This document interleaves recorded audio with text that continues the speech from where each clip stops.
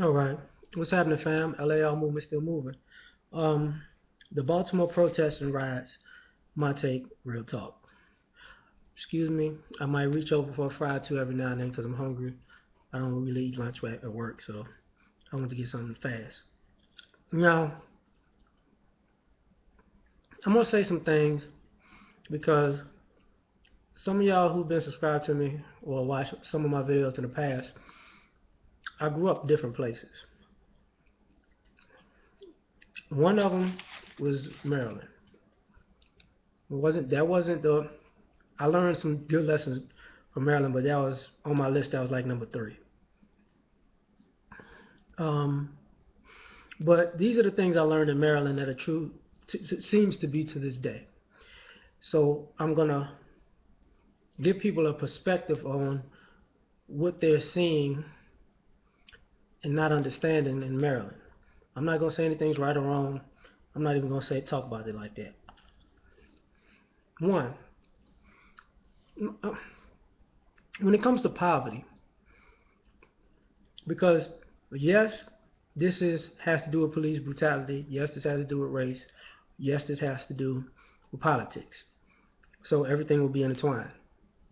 When it comes to poverty, you got people don't understand a different mindset because when you're in the DMV, which is District of Columbia, Maryland, Virginia, that's not the Department of Motor Vehicles. If you hear me say it, I'm just saying that. When you're in there and you poor, because people don't know the backdrop of, say, the White House, the Senate, Congress, Pennsylvania Avenue, all that other stuff. They don't really see what's around that, what's behind that. So when you're in a place like that, where you can be poor and get on the train and go to and see the treasury office where they make money, not, I mean, literally make money, but you can't make money. You don't have a job. You can't find employment. It doesn't. It's different when you're in like Illinois, Florida, Louisiana, California, because you're not. You can physically stand right in front of the building like, I'm poor as fuck, and they in here making money. Ain't that a bitch? Can I get a job? You can't get a job in this building where they literally make money. Wow, it's a problem, right?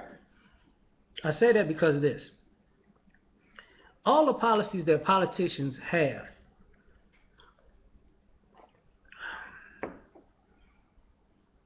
um, you can see how they directly don't work when you're living in the DMV. When No Child Left Behind, when you're there and the kids are getting left behind. A war on drugs, when you're there and drugs is everywhere. A war on crime, when you're there and crime is everywhere. One of the earliest or first and most important lessons I learned when I first was there as a kid, right?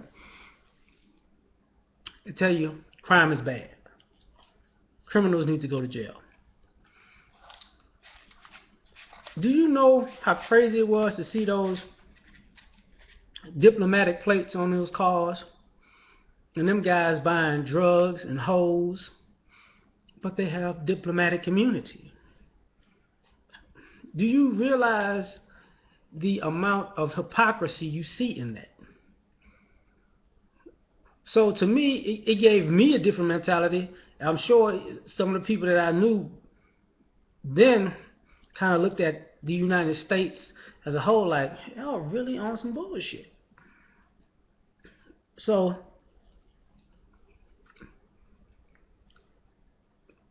moving forward to the corruption. The corruption from top to bottom is ridiculous. Because not only is it corrupt on a state level, it's corrupt on a federal level. So if you don't know, people can see people do get away with and get rewarded for being complete utter criminals in suits. I say all that, and I'm gonna say some other things later on to say this. When people say, we got to do what worked, and we got to protest, we got to use our dollar, we got to fight the political system. You're talking to people who are actually living in a place where they print money and the political system is fucked up, and they can see the effects of it every day. We signed this bill into law. It has passed. Go out into the United States and make something of this. And 20 blocks later, shit's fucked up. And they ain't doing nothing to fix it. So,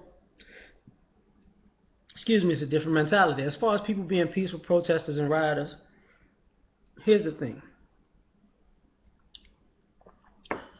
And saying, are you gonna would people mess up white people stuff? Which I'm like, yeah. We all, as a race of people, when we riot, we only fuck up our neighborhood a lot of the times. It's have our shit, but it's that line that we just don't cross. Oh, we can't fuck up their nice shit. But in this case, I want to say it was in Townsend before the stuff that was on the news. That's where some of that riot kicked off, because there were people, tons and tons of people being peaceful and protesting. And I want to say Townsend. And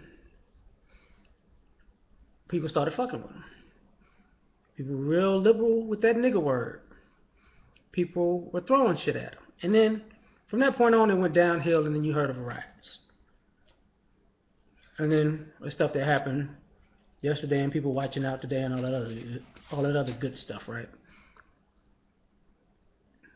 Now, when I brought up Townsend, that is a white neighborhood. They was tearing up shit over there too. But they were provoked. But the media won't necessarily talk about that part. But we know that game. Moving a little bit further. Hypocrisy in people in general. For all you people who was fans of The Wire, and thought it was so real and dope, and we can see how the city is from top to bottom, Baltimore is off the chain. This is real insightful. What are you surprised at? Like, what did you expect? That's what I want to know. What did you expect? I'm serious. You expected? I mean, the Stringer Bell was cool, and everybody liked the Barksdale boys, and shit, and all that, and them crooked ass cops. And you can see crooked councilmen in the TV show. You're like, oh, seriously? What do you expect? As far as the police go, I'll tell y'all something about those police.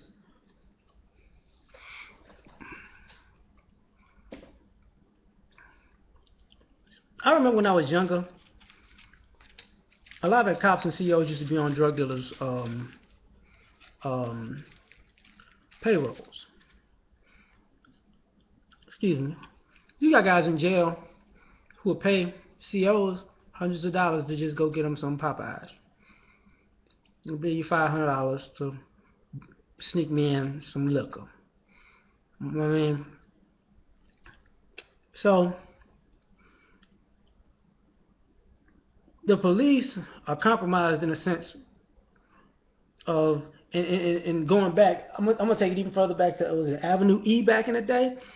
It was like a boosted haven, like behind this fucking fire department. You can get clothes, you can get jewelry, you can get appliances, you can get fucking cars behind this firehouse, active firehouse at the time. Everybody knew about this shit. Hey man, I got like $10,000. I want a used BMW green with white leather seats. Come back here about tomorrow at 7 o'clock. We got you. Ain't nobody say shit. Registered a hot vehicle and everything, Ain't nobody say shit. This is the culture, and this is the culture before. This was when I was a kid. So some of these teenagers you see, they would be like they wouldn't be my kids, but maybe my cousins. That's the older generation above them who's raising them, right? So, and the whole city knew how it was going down because the whole city was in on the shit. So when it comes to why people protesting, they don't think politically it'll work, in my opinion. They don't think financially it'll work. Now, the irony is PG, which is Prince George's. A lot of stuff that people talk about coming together and being and pulling out economic resources and living a better life. To a degree, that's what PG represents. A lot of people want to move out of the hood and move to PG, you know. But at the same time, it's hard. It's a hard road to get there because of all obstacles. Now, well, I saw they bring up the mother, right? She was right for getting her son out of them streets. But unfortunately, I'm going to have to say, she should have never took that mask off of him. Because though they just going to praise him because she's beating her son on national television, I think in a slick way, they praising her because she seems to be upholding their system, you know. And don't get it twisted. Them cops will look up that kid. And they won't print that story up. Believe that. As far as them clowns out there who just, you know, looting, burning stuff, whatever. They're young clowns. Just like young clowns in Kentucky, just like young clowns in the Pumpkin Fest and Huntington Beach and all the other dumb shit that people was doing that people ignore. But we know the narrative changes when you change the color. Also, when it comes to the presidential part of it, I don't know why you're looking for the president to say something. He didn't say something about California, really.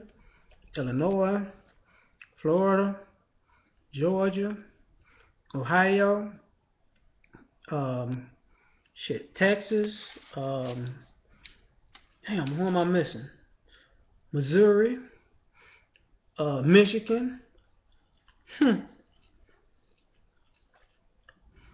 I'm not New York, South Carolina. You expected him to say something just because this is in Baltimore? No, ain't gonna do it. Ain't gonna do it. You already know who you're dealing with. So, on top of that, taking into consideration this one thing.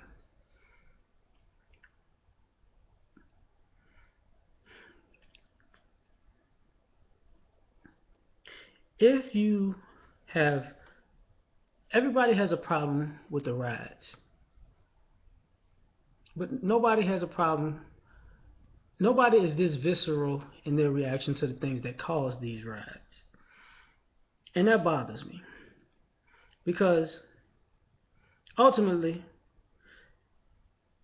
I'm unsure if this is just, this may just be the start.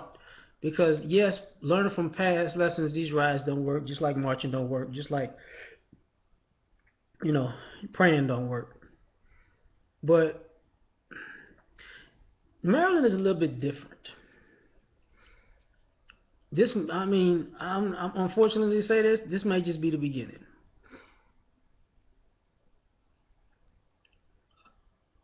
And also when it comes to media, because I was driving to work this morning and I'm listening to the radio and they're like, they're talking about this, and I'm gonna talk to black radio stations for a second, especially your city's hip hop station. Will you please stop um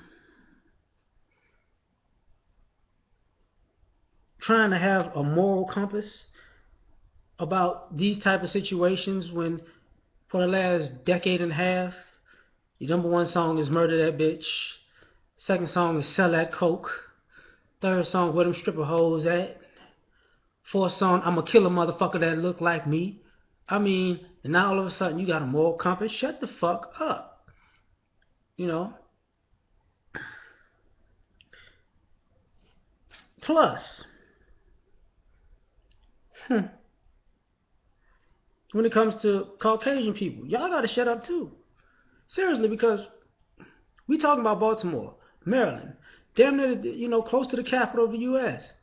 Oh, you think we forget about the Boston Tea Party, those patriots, and all the revolutionary war, revolutionary militias of the American Revolution and the founding fathers and all of these disobedient people who were oppressed and felt like they needed to fight back. And if that caused them to tear some shit up and burn some shit down, guess what? You right. We all went to the schools on the history books of these great men who destroyed shit that was in their neighborhoods. So at the end of the day, that's what's going on. Peace.